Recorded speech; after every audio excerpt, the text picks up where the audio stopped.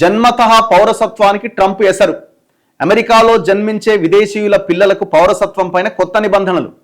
నెలలు నిండాక అమెరికాకు వచ్చేందుకు ప్రయత్నించే మహిళలను అడ్డుకునే చర్యలు. అంటే ఇప్పుడు చాలామంది అక్కడ గనక ఇప్పుడు జనరల్గా ఇప్పుడు ఎట్లున్నదంటే ఎవరైతే అక్కడ డెలివరీ అవుతారో పిల్లలు పుడతారో అక్కడే జన్మిస్తారో వాళ్ళకి సిటిజన్షిప్ ఆటోమేటిక్గా వస్తుంది అనమాట. అయితే కొంతమంది ఏం చేస్తున్నారంటే విదేశీయులు మన భారతదేశం నుంచి కూడా గర్భిణీ స్త్రీలుగా ఉన్న వాళ్ళు అక్కడికి వెళ్తున్నారు అనమాట. అక్కడ వెళ్ళి అక్కడే డెలివరీ అవుతున్నారు ఆ సిటిజన్షిప్ కోసం. అయితే వాళ్ళకు కొన్ని చర్యలు అంటే నిబంధనలు పెట్టిండు. వాణిజ్య లావాదేవీల కోసం అమెరికా వచ్చిన మహిళల పిల్లలకు పౌరసత్వం నిరాకరణట. ఇలాంటి మరిన్ని రూల్స్తో 2 ఆదేశాలు జారీ చేసిండు.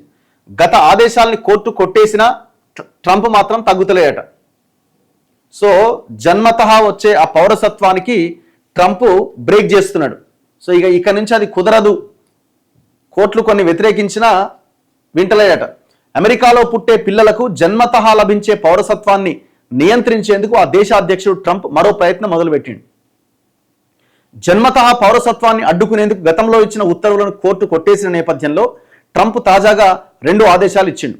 జన్మతః లభించే పౌరసత్వాన్ని పరిమితం చేయడం, పిల్లలకు అమెరికా పౌరసత్వం లభించేలా గర్భిణీ స్త్రీలు నెలలు నిండే సమయంలో అమెరికాకొచ్చి ప్రసవించే ఈ బర్త్ టూరిజంను అడ్డుకోవడమే లక్ష్యంగా కఠిన నిబంధనలు విధించిండట. అంటే ఈ డెలివరీ అంటే ప్రెగ్నెన్సీతో ఉన్నటువంటి మహిళలు గర్భిణీ స్త్రీలు అక్కడికి వెళ్ళి డెలివరీ కావాలి అనుకున్న వాళ్ళకి ఇక్కడ నుంచి కుదరదట అంత ఈజీగా.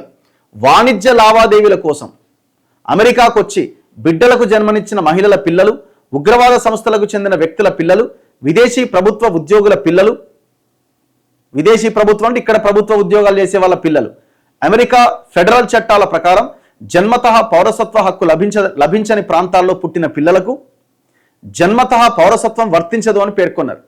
ట్రంప్ తాజా ఆదేశాలు కూడా రాజ్యాంగ విరుద్ధమని అమెరికా న్యాయ నిపుణులు స్పష్టం చేస్తున్నారు. ముఖ్యంగా వాణిజ్య లావాదేవీల కోసం వచ్చే మహిళలు అన్న అంశంపై స్పష్టమైన నిర్వచనం లేదని, ఇది ఇబ్బందులు కలిగించే అవకాశం ఉంటుందని పేర్కొన్నారట. అయినా సరే తగ్గుతలేదట. మరి ఇది కూడా కోర్టు కొట్టేస్తుందా ఉంటుందా భవిష్యత్తులో చూడాలి.